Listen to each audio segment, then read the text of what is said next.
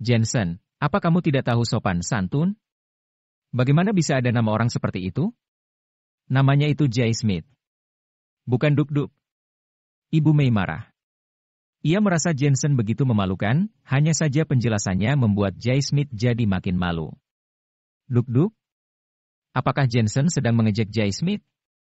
Maaf, kadang otaknya bermasalah karena amnesia. Melihat Jay Smith yang agak malu, Elena dengan cepat menjelaskan, tapi dalam hatinya ia juga agak penasaran. Jensen biasanya jarang berbicara dan agak rendah diri, tidak seperti sekarang yang banyak bicara dan sepertinya dia sengaja mengatakan itu. Tidak apa-apa. Jay Smith pura-pura tidak peduli. Ia bertanya, kalau boleh tahu, sekarang saudara Jensen bekerja di mana? Dia bekerja jadi pegawai kecil di cabang Dorchane Group, tapi baru bekerja 1 bulan dan sudah dipecat. Bu Mei memasang wajah hina. Perkataannya membuat Jay Smith sedikit ceria. Ia adalah orang yang baru pulang luar negeri, sedangkan Jensen yang bodoh hanyalah pegawai kecil. Bagaimana bisa mereka dibandingkan? Ia berharap Elena bisa melihat perbedaan itu. Oh ya, besok adalah ulang tahun Paman Zachary. Jadi, aku akan memberikannya hadiah ulang tahun terlebih dulu. Jay Smith tidak bermaksud melepaskan Jensen begitu saja. Ia mengeluarkan sebuah gulungan lukisan dari hadiah yang ada di belakangnya. Lukisan ini kuperoleh dari temanku di luar negeri, katanya. Ini adalah karya Master Sean. Aku masih muda, kurang mengeri hal seperti ini. Jadi, aku beri kepada Paman Zachary saja untuk hadiah ulang tahun. Zachary berpikir kalau hadiah yang diberikan oleh Jay Smith sangat berharga. Dia ingin menolaknya, tapi mendengar kalau itu adalah lukisan, matanya langsung terperangah. Saat itu Zachary adalah seorang dosen. Kemudian, ia pergi ke laut untuk melakukan bisnis dan memulai bisnis baja. Meskipun ia tidak mengekspansi bisnisnya, tapi ia masih hidup dengan sehat. Jadi, ia tidak terlalu memikirkan tentang kekayaan dan hadiah lain. Dalam beberapa tahun terakhir, ia menjaga dirinya dengan bersemedi dan menyukai hal seni seperti ornamen. Lukisan apa ini? Zachary langsung berdiri. Salah satu lukisan 1000 gunung bambu. Jay Smith tersenyum. Setelah berbicara, ia menatap Jensen dengan penuh kebanggaan. Menantu sepertimu, kado seperti apa yang bisa kamu berikan pada ayah mertuamu? 1000 gunung bambu? Kudengar lukisan ini totalnya ada 7. Nilai harga koleksi dan nilai seninya sangat tinggi. Wajah Zachary berubah drastis. Ia mengambil gulungan lukisan itu dan membukanya untuk memperlihatkan lebih detail. Seluruh badannya pun gemetaran karena bahagia. Saat ia menikmati seni ornamen, umumnya memiliki grup pertemanannya sendiri. Hanya saja biasanya ia tidak menemukan hal yang menarik tiap berkumpul. Ia selalu merasa malu. Sekarang, dengan lukisan 1000 gunung bambu ini, itu sudah cukup untuk membuat orang tua itu cemburu padanya. Ini, terlalu mahal. Zachary menarik kembali tatapannya dengan enggan dan menatap Jay Smith. Hehe, jika kaligrafi, lukisan, dan lainnya berada di tangan para penikmatnya, mereka bisa mendapatkan kasih sayang orang tua. Kami para anak muda tidak bisa mengapresiasinya dengan begitu indah. Jay Smith tersenyum dan berkata, lagi pula, ini hadiah ulang tahun untuk Paman Zachary. Ini hanyalah hadiah ulang tahun, jadi memang harus yang berharga. Jay Smith, kamu baik sekali. Meskipun Ibu Mei tidak tahu bagaimana cara mengapresiasi sebuah seni ornamen, tapi melihat suaminya yang seperti ini, ia menyipitkan matanya dan melihat Jensen. Jensen, besok ayahmu akan ulang tahun. Kamu menyiapkan kado apa untuknya? Ibu Mei tahu kalau ia tidak boleh mengatakan hal ini. Jika dilihat dari gaji Jensen, tidak ada barang bagus yang bisa ia beli. Bahkan Elena menggelengkan kepalanya dan tahu kalau ini sama memalukan Jensen.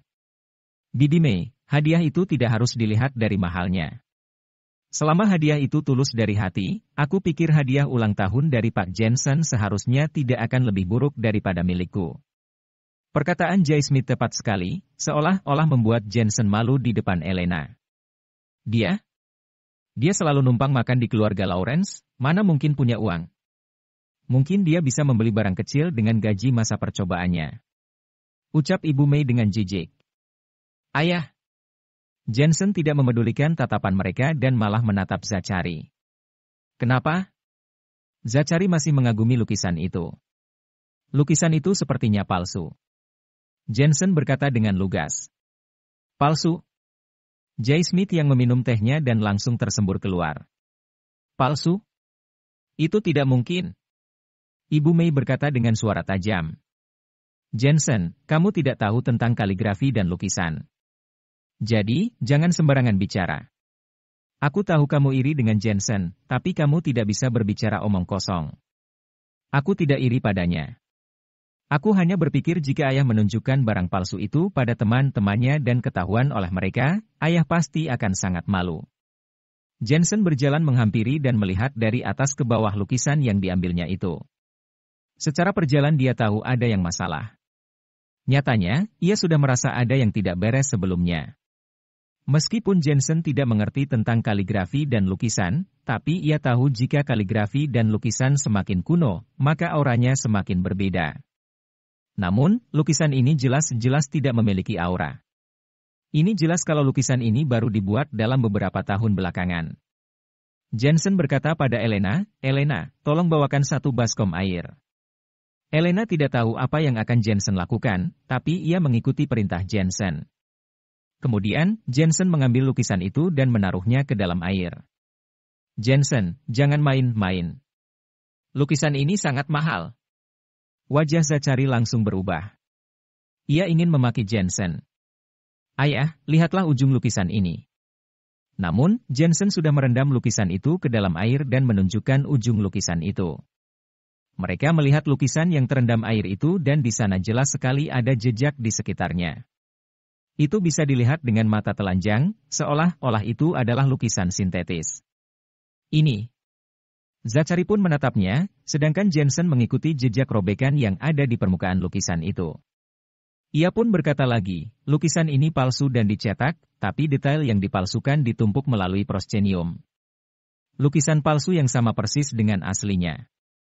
Dengan kertas laminasi ini bisa memberikan kesan kuno. Ah! J. Smith tiba-tiba berdiri. Ia jadi syok sekali. Ayah, jika ayah menunjukkan lukisan ini kepada teman-teman ayah, ayah mungkin akan diketawain oleh mereka. Jensen menambahkan. Wajah Zachary memerah dan tiba-tiba menatap J. Smith.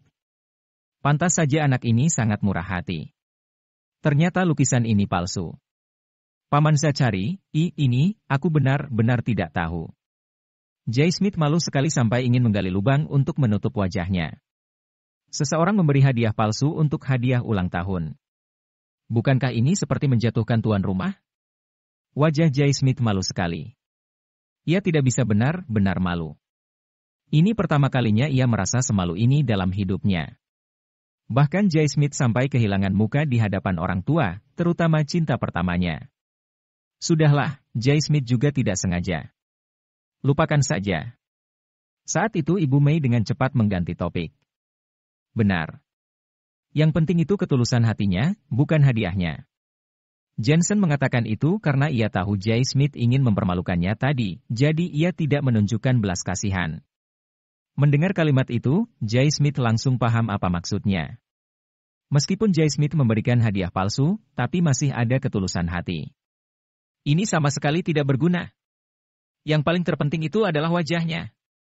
Paman Zachary, ini adalah kesalahanku. Tidak kusangka temanku telah menipuku. Paman tenang saja, acara ulang tahun besok malam, aku pasti akan memberikan hadiah yang terbaik untuk Paman. J. Smith mendorong kacamatanya dan memaksa tersenyum. Hehe, hatimu sangat baik. Sikap Zachary jelas sekali agak dingin pada J. Smith.